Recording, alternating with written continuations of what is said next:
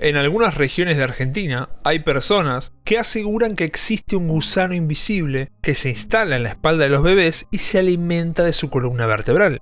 Un parásito que supuestamente deja marcas y provoca que el bebé se arquee de dolor. Y dicen que solo un curandero sabe cómo expulsarlo. Hoy, en Medevac, el mito de la pata de cabra.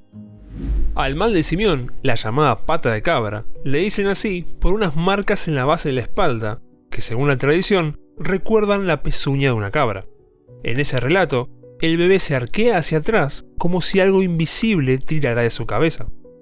Para quienes creen en esto, la causa es un gusano que se alimenta de la columna vertebral del bebé.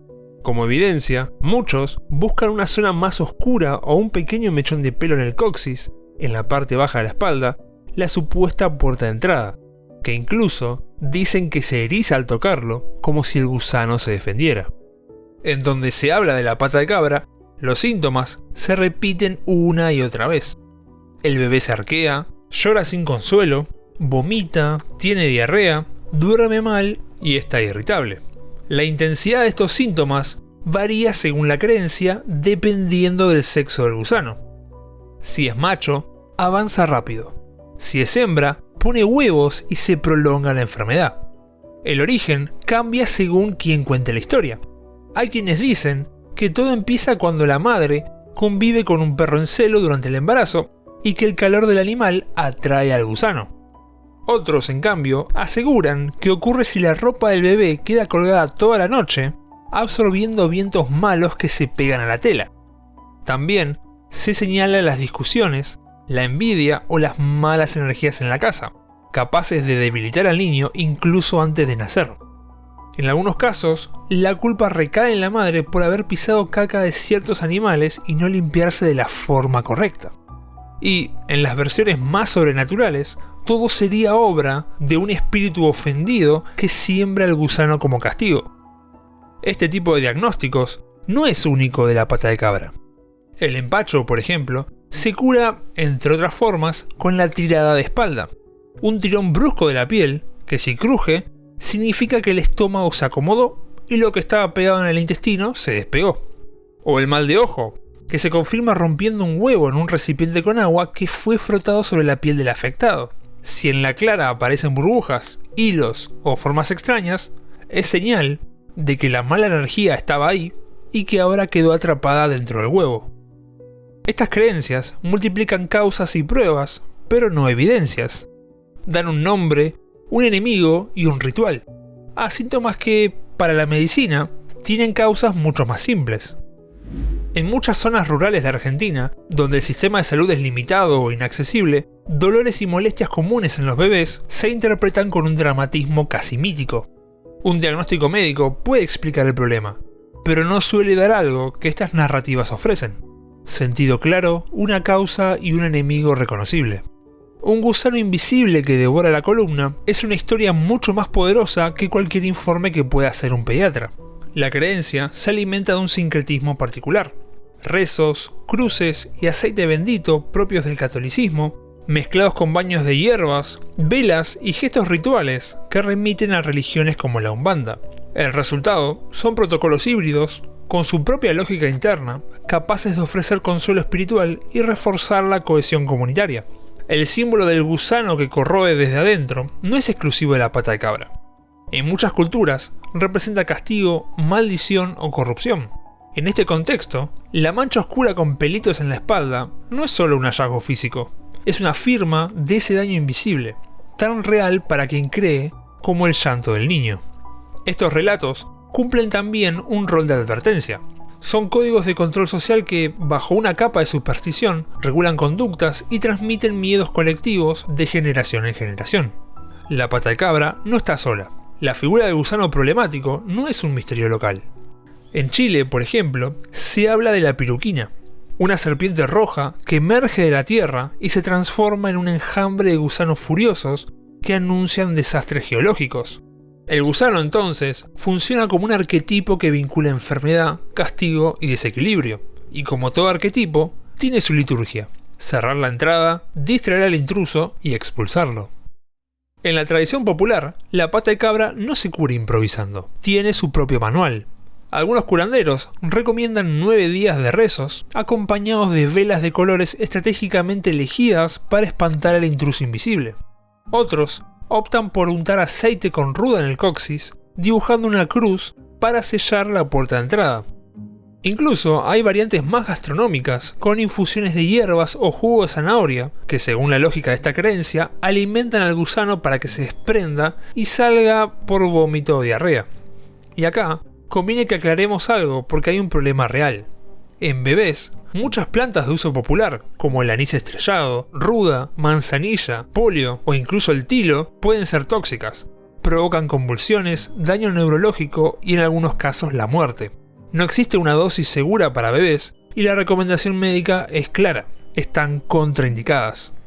En ciertos casos, la receta ritual incluye masajes intensos en la zona lumbar y el abdomen, presionando hasta que el niño llore distinto, señal inequívoca de que el parásito se movió o se debilitó. Antes de todo eso, el diagnóstico casero es obligatorio. Buscar pelitos duros, la mancha oscura o la piel erizada en el coxis. Y como en estos relatos siempre hay alguien que puede verlo, ya sea en sueños, visiones o porque le enseñaron a reconocerlo, el mito queda blindado. Es solo detectable por los que saben verlo. Y ahí es donde el curandero siempre tiene ventaja sobre el médico, porque maneja un conocimiento que por definición no puede ser verificado. Esto nos recuerda al famoso ejemplo de Carl Sagan sobre el dragón invisible que vive en un garage. No se lo puede ver, ni tocar, ni medir, pero está ahí porque alguien de confianza lo dice. Y si intentás probar lo contrario, siempre habrá una explicación que justifique por qué no pudiste. Dentro de su propio marco, la lógica es perfecta. Esta coherencia interna, sumada a la repetición del ritual en la comunidad, asegura su persistencia. Incluso, hay versiones adaptadas según el paciente. En las niñas, los tratamientos son más delicados y simbólicos. En cambio, a los varones, los masajes suelen ser más agresivos y se utilizan brebajes más específicos. Pero, del otro lado del mostrador, estos mismos síntomas mágicos encajan muy bien en diagnósticos reales. Cuando uno mira los síntomas atribuidos a la pata de cabra desde el lado médico, el panorama cambia por completo. El arqueo hacia atrás, por ejemplo, puede verse en bebés con el síndrome de Sandifer, donde existe un reflujo severo y esta postura ayuda a aliviar el ardor y el dolor. El llanto persistente, la irritabilidad o la dificultad para dormir son signos inespecíficos que también pueden aparecer en cuadros como la intolerancia a la proteína de la leche de vaca, gastritis, gastroenteritis o incluso problemas musculoesqueléticos. En el relato popular, la mancha o los pelitos en la base de la espalda son pruebas del gusano, pero en realidad pueden deberse a algo tan simple como la hiperpigmentación congénita, nevos pilosos o la mancha mongólica, muy común y que suele desaparecer sola con el tiempo. Y aunque la mayoría de estas causas no son mortales, hay una que sí requiere actuar de inmediato, la meningitis. Sin tratamiento urgente, puede ser letal en pocas horas o dejar secuelas graves. Si se interpreta como un gusano y se pierde tiempo en rezos o masajes, las consecuencias pueden ser irreversibles. El problema no es solo que el gusano no exista, sino que confiar ciegamente en curanderos retrasa diagnósticos y tratamientos reales. Más allá de la biología, la pata de cabra tiene un peso psicológico y social muy concreto. En lugares donde el acceso al sistema de salud es limitado, los rituales cumplen una función, dan la sensación de estar haciendo algo frente al sufrimiento del niño. Este alivio por creer también tiene su reverso. Cuando se piensa que hay algo malo, la ansiedad aumenta y los síntomas se sienten más, aunque la causa no exista.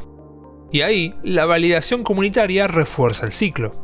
Una madre preocupada consulta a la abuela o a la vecina con más experiencia, esta confirma el diagnóstico popular y el curandero realiza el ritual. Si el niño mejora por razones naturales, el crédito va directamente al tratamiento mágico, y así, el mito se transmite de generación en generación como parte del capital cultural del lugar. Pero también hay un lado oscuro. Si se cree que el gusano apareció por malas energías, descuido o contacto con personas envidiosas, la carga de la culpa recae sobre la madre, y esto puede provocar aislamiento, discusiones familiares o incluso rechazo hacia el niño si se lo percibe como frágil o marcado. En ese sentido, el gusano no existe, pero deja huellas reales.